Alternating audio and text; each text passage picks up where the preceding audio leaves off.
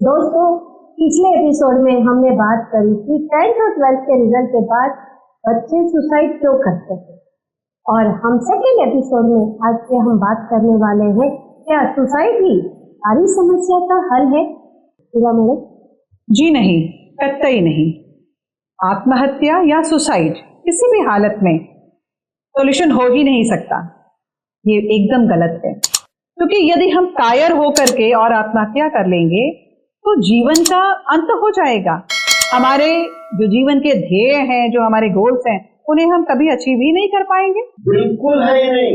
बच्चे सुसाइड करते समय अपने माता पिता के नाम पे चिट्ठी लिख के जाते हैं, माफ करना। अरे कौन माफ बाद में तुम क्यों करने वाला है? तुमने तो परिवार को रोता हुआ छोड़ दिया है। तो सुसाइड किसी भी समस्या का समाधान हो ही नहीं सकता। सुसाइड करने के बजाय अगर हम अपने आप को स्टडी करें, अपने बारे में अपने अंदर झांके और उस प्रॉब्लम को सॉर्ट आउट करने की कोशिश करें तो वो ज्यादा सही होगा। इसके बजाय कि हम सुसाइड या आत्महत्या की तरफ बढ़े, ये हमारी कायरता को दिखाता है। शीला मैडम, आपने बताया कि माँ बाप का प्रेशर होता है, पर हम भी जब बच्चे थे तब हमारे माँ बाप भी हमारे से कुछ तो अपेक्षाएं रखते हैं। अगर आज भी पेरेंट्स अगर अपने बच्चों से कुछ अपेक्षाएं रखते हैं, उनकी महत्वाकांक्षा भी तो होती है कि मेरा बच्चा अच्छे परसेंटेज लाए, अच्छी कॉलेज में जाए, तो वो क्या गलत है? जी नहीं, माता पिता के एक्सपेक्टेशंस रखना सही है, लेकिन सबसे पहले माता पिता को ये देखना चाहिए कि हमारे बच्चे की रुचि क्या है। In 9th standard, in every standard we had to take our report card to our father. So I went to him and I said, "You please sign it." So he looked at my grade and he said, "You are 59th in the class?" I said, "Yes." He said, "How many students are there in the class?" I said, 60. Now I thought he is going to get upset with me. So he said, I think a person who comes first in sports or in studies is always tense about coming first. Even if he comes second, he feels that he has demoted himself. But a person who has come 59th can always come 48th, 37th, 23 or 16th. So do me a favor, next time come 49th in the class. And then he said something very nice. He said, remember, failure is an event, never a person. उसका passion क्या है? यदि हम school की बात करें तो school के एजुकेशन सिस्टम में अलग अलग विषय समझाए जाते हैं, जैसे कि मैथ्स है, साइंस है, इंग्लिश है, सोशल स्टडीज है, आर्ट्स है। जो सिखाने का एक ही ध्येय है कि बच्चे को किस चीज में ज्यादा इंटरेस्ट है, वो माता पिता को पता चले। बच्चे की रुचि किस में है, ये जानना समझना बहुत ही जरूरी है। यदि हमें पता चल जाए कि हाँ, बच्चे को मैथ्स अच्छा लगता है या साइंस अच्छा लगता है, तो उस विषय को जानने के बाद हम बच्चे को कहें कि बेटा इस तरफ आप अपने आप को ज्यादा उस सब्जेक्ट में मेहनत करिए और उसकी पढ़ाई ज्यादा करिए।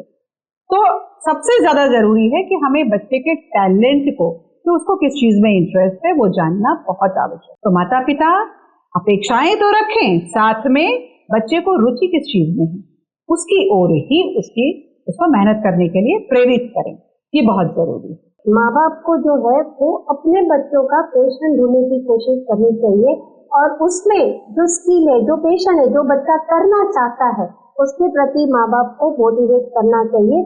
वो बच्चा क्या चाहता है, किस तरफ वो उसका झुकाव है, किस तरफ पैशन है, किस स्पोर्ट्स में वो आगे बढ़ना चाहता है, क्या वो क्रिकेट खेलना चाहता है, फुटबॉल खेलना चाहता है, एथलेटिक्स में जाना चाहता है, उसकी जो चॉइस है उसकी तरफ उसे स्पोर्ट्स में जरूर प्रमोट करना चाहिए। रश्मि मैडम, जैसे आपने अभी बताया, तो सुसाइड को रोकने के लिए स्किल क्या रोल अदा करती है? सुसाइड को रोकने के लिए स्किल को एक मेजर रोल तो नहीं बोल सकते, लेकिन एटलीस्ट हम अपने बच्चों को एक रास्ता तो जरूर दे सकते हैं।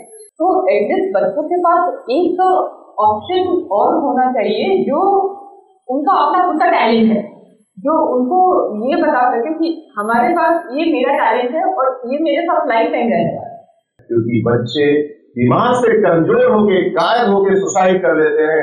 अगर बच्चा शतरंज में प्रवीण हो जाएगा तो डेफिनेटली आने वाले समय में उसके आगे जीवन में अगर कोई ऐसी समस्या आएगी तो कतई वो सुसाइड की तरफ नहीं जाएगा। पेरेंट्स ये देखें कि हर बच्चा आर्टिस्ट नहीं होता, हर बच्चा डांसर नहीं बन सकता, हर बच्चा म्यूजिशियन या हर बच्चा हर एक स्पोर्ट से नहीं जा सकता। तो हम एज अ पेरेंट हमको ये देखने की बहुत जरूरत है या समझने की और अपने बच्चों में आइडेंटिफाई करने की कि बच्चों में कौन सी स्किल बहुत ज्यादा है और उसका भी सर्टेन एज होता है।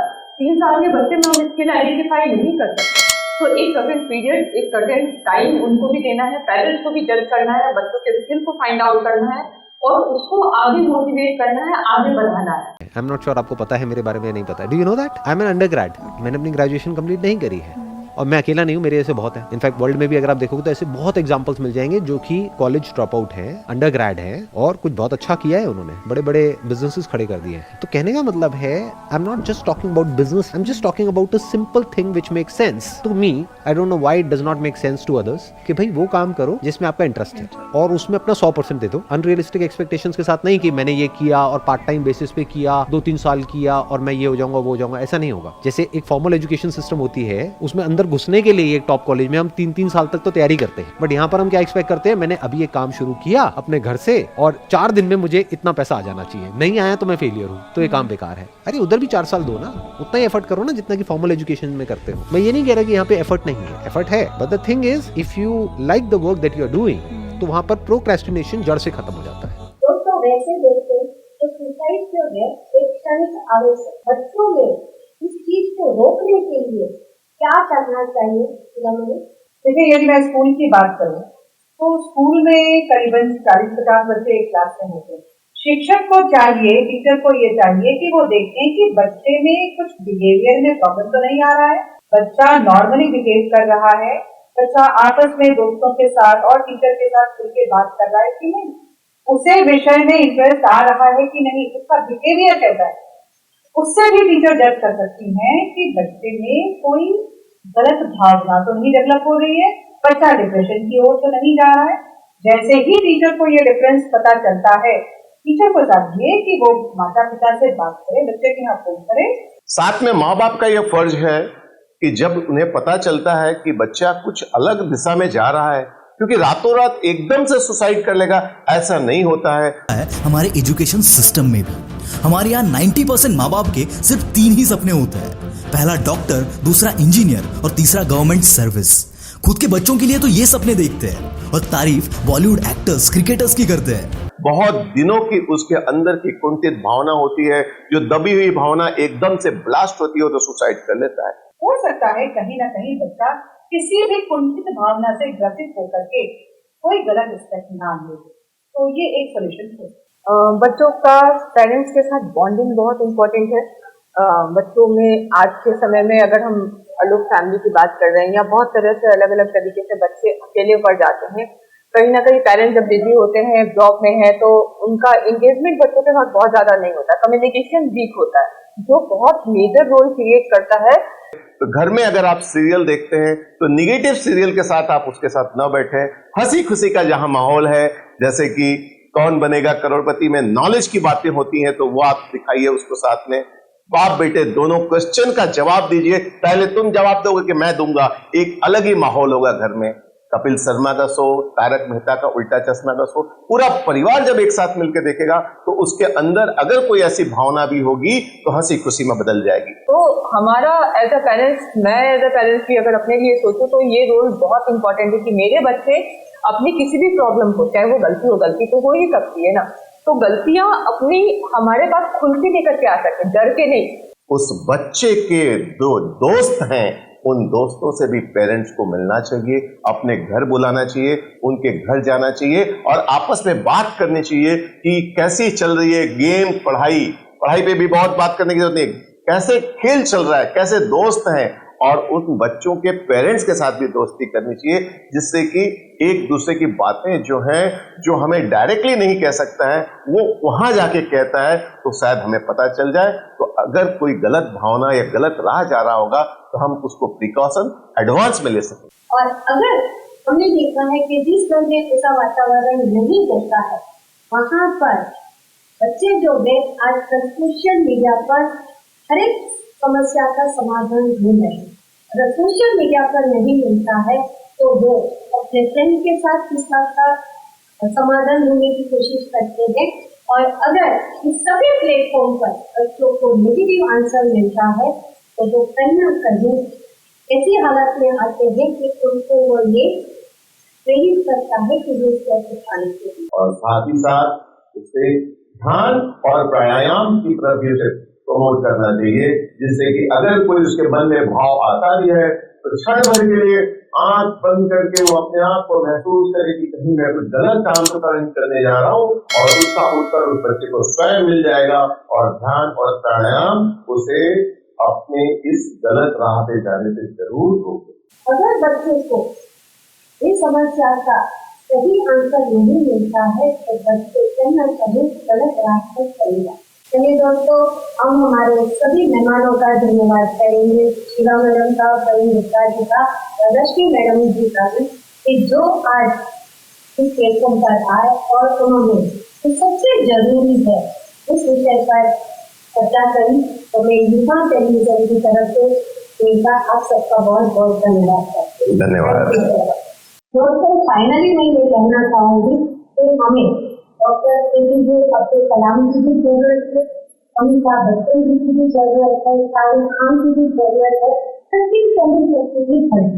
पेरेंट्स की ड्यूटी बनती है कि हम हमारे बच्चे में रहे हुए टैलेंट को हम पहचाने और उनको उसी दिशा में आगे बढ़ने के लिए सीखें। तभी कल का उगने वाला सूरज हमारे लिए सुवर्ण द्वीप है। मेरी ज़िंदगी में भी कई फेल्योर हुए हैं, कई बार मेरे असफलता का सामना करना पड़ा है।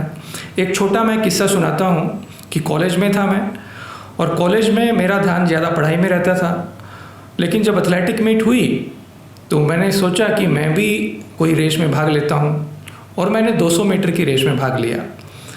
और 200 मीटर की रेस में भाग लेने के बाद मेरी पोजीशन सबसे लास्ट में आई, और हमारे कॉलेज का एक अच्छा एथलीट था तो उसने मेरा मजाक उड़ाया और बोला कि अगर आपको दौड़ना ही नहीं आता है तो आप भाग क्यों लेते हो।